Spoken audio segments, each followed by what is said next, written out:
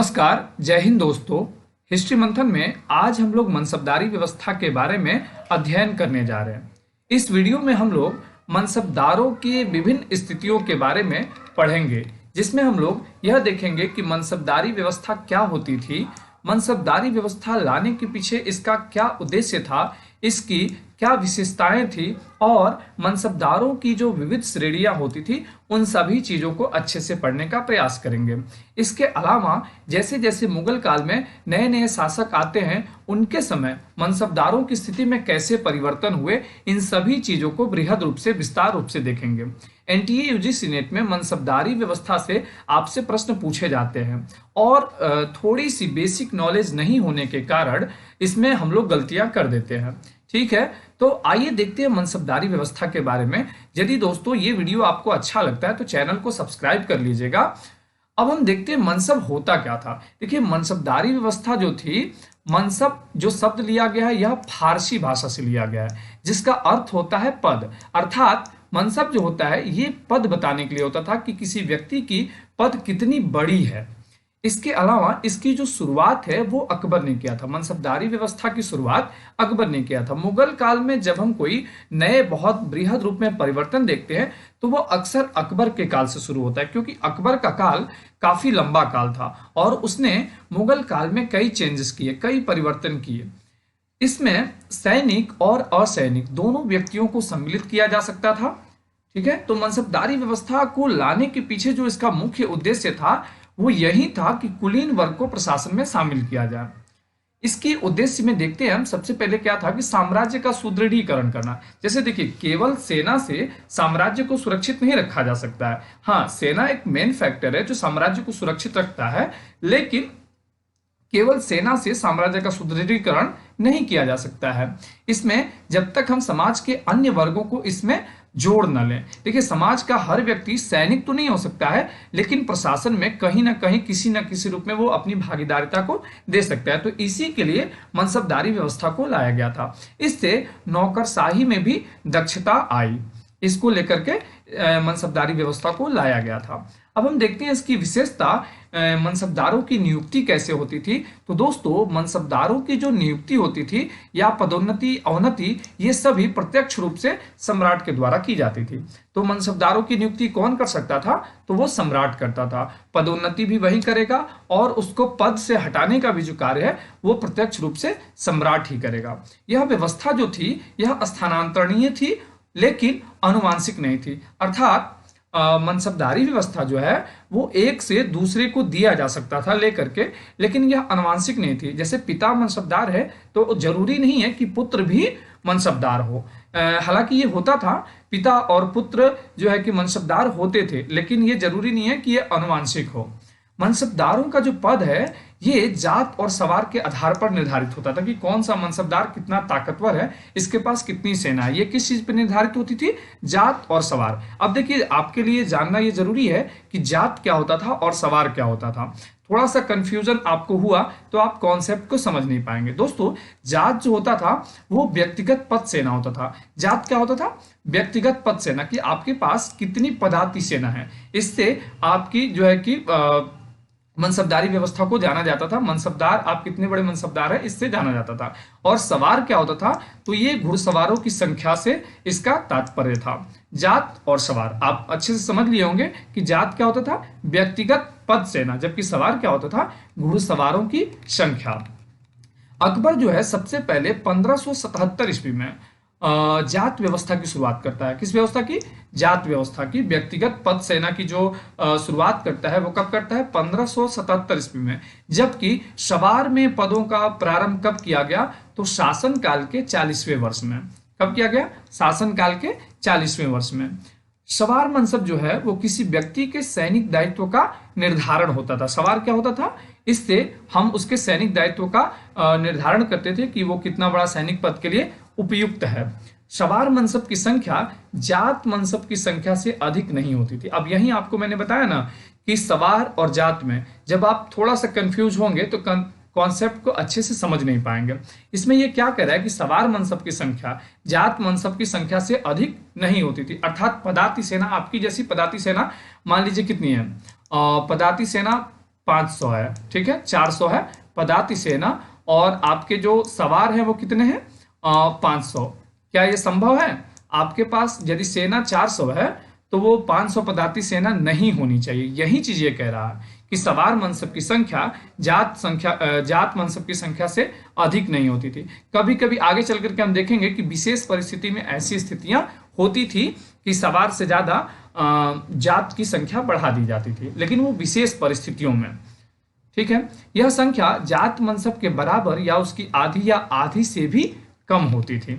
आपने इस कॉन्सेप्ट को अच्छे से समझ लिया होगा।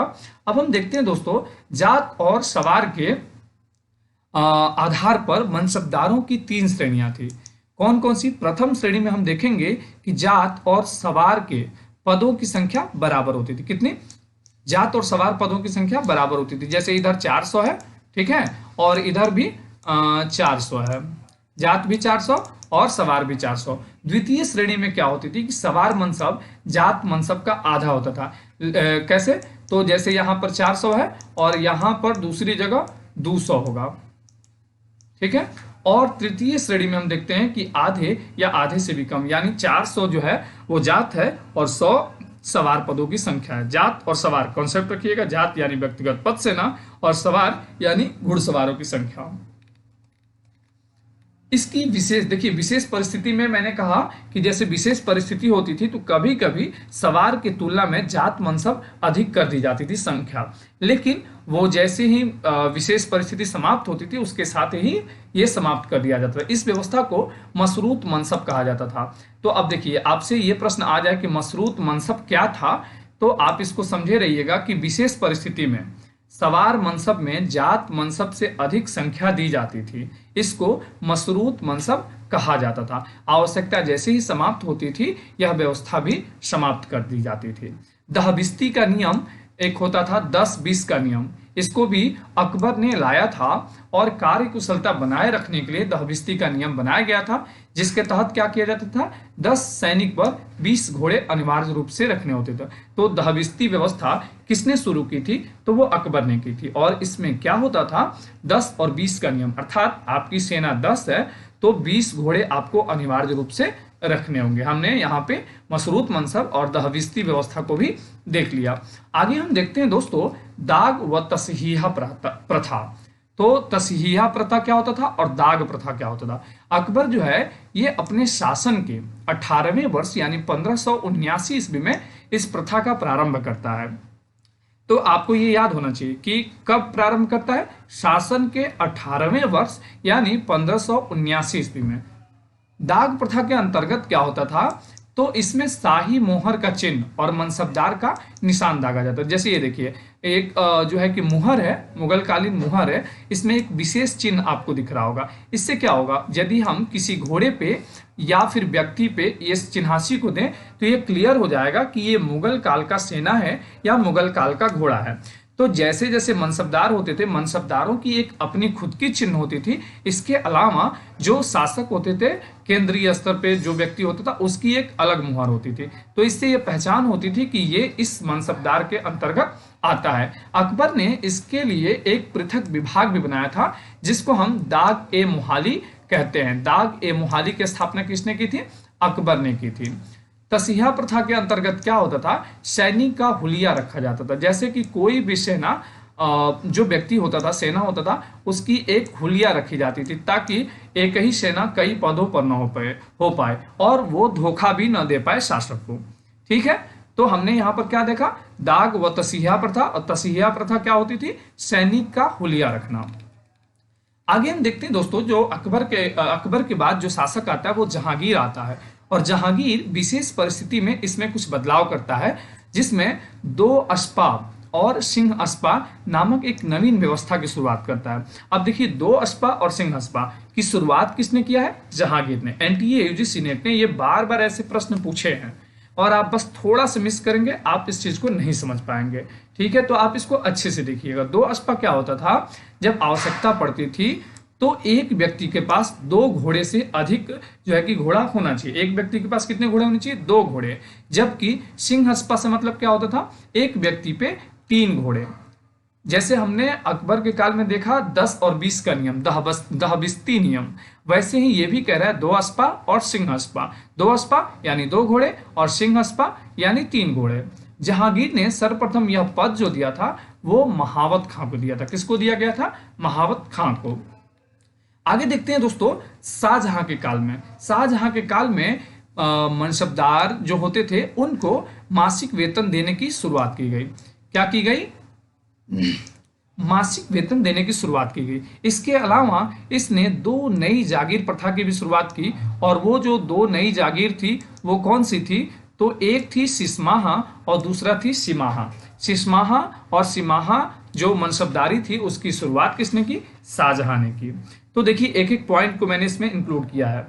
सिसमाहा क्या होती थी? ये निर्धारित जो आय होता था उसकी 50% वसूली की जाती थी। जैसे निर्धारित आय है 5,000 रुपया, कि हमें इस क्षेत्र से 5,000 रुपया वसूल करना है, निर्धारित किया गया, लेकिन उसकी निर्धारित आय जो है 50% ही वसूली जाती थी, यानी 5,000 का आधा 2,500। यही परिस्थिति जब हम अंग्रेजों के काल में आते हैं तो देखते हैं कि उस समय 5,000 की जगह पर 5,000 ही वसूली जाती थी। इसीलिए परिस्थितियां और खराब होने लगी। जबकि सिमाहा जो होती थी, सिमाहा में मात्र 25% वसूली जाती थी। जैसे किसी चीज का दाम है 100 रुपया, निर्धारित किया गया, लेकिन उसका वसूली कितना होता था? 25%, यानी 25 रुपया ही वसूला जाता था। 75 रुपया बस कहने के लिए होता था, लेकिन वसूला कितना जाता था? 25%। तो ये थी सिसमाही और सिमाही।